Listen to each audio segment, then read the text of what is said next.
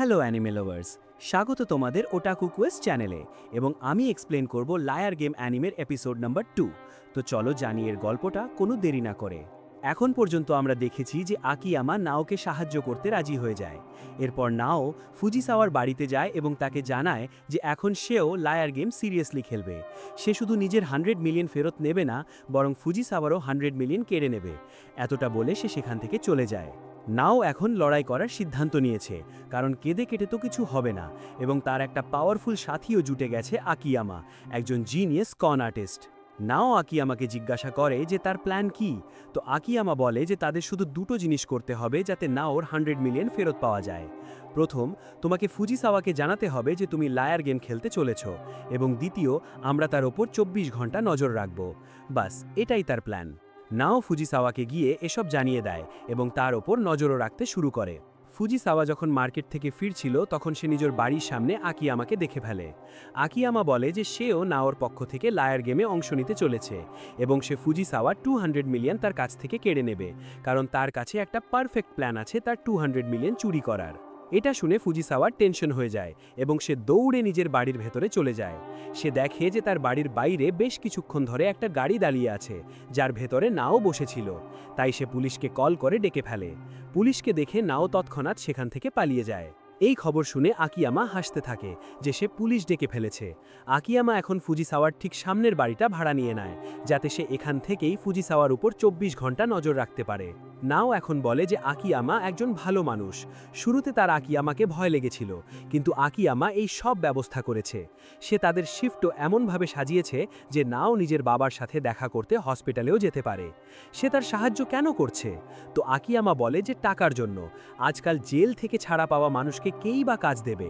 যদি আমরা পুরো 200 মিলিয়ন চুরি করতে সফল হই, তাহলে 50 মিলিয়ন আমি রাখব। এক মাসের কাজের জন্য 50 মিলিয়ন ছোট টাকা নয় তো? ফুজিসাওয়ার ওপর নজর রাখতে রাখতে তাদের এক সপ্তাহ কেটে যায়। তারা লক্ষ্য করে যে প্রথমে সে শপিং করতে বাইরে বেরোতো, কিন্তু এখন তো সে নিজের বাড়িতেই বসে থাকে। নাওর সন্দেহ হচ্ছিল যে এভাবে নজর রাখলে কি হবে, তাদের টাকা কিভাবে পাওয়া যাবে। তো আকিয়ামা জানায় যে এটা বেশ সিম্পল কৌশল।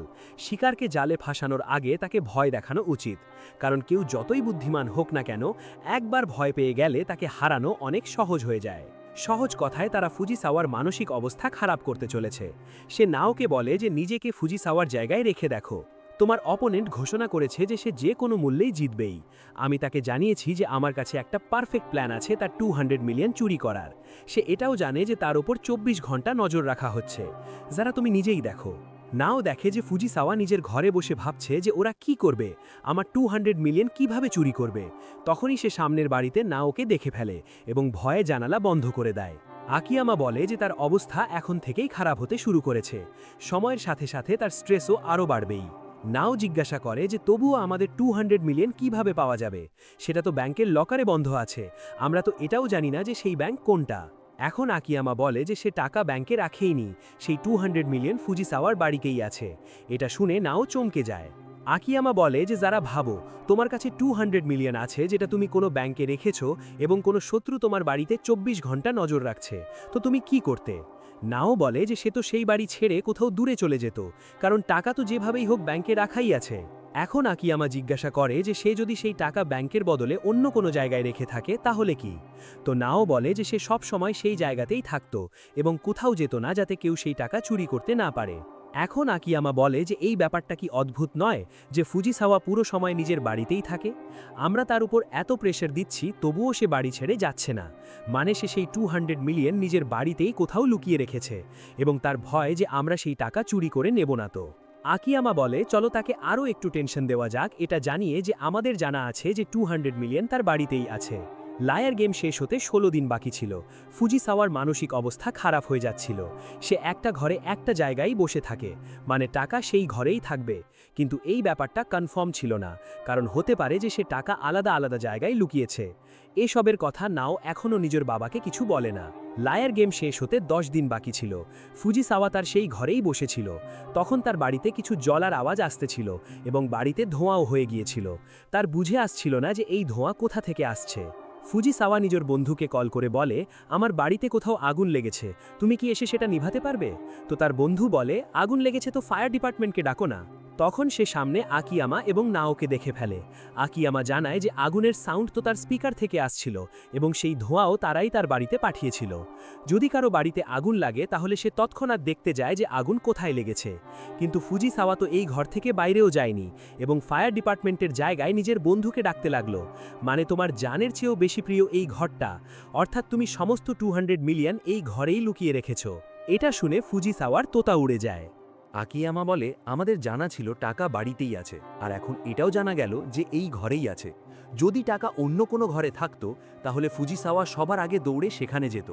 ফুজিসাওয়া এখন হেসে বলে, তুমি ঠিকই বলেছ, টাকা এই ঘরেই আছে, কিন্তু তবুও তোমরা সেগুলো চুরি করতে পারবে না। ফুজিসাওয়া দেখায় যে সে সব টাকা একটা সেফে রেখেছে, যেটা খুবই মজবুত।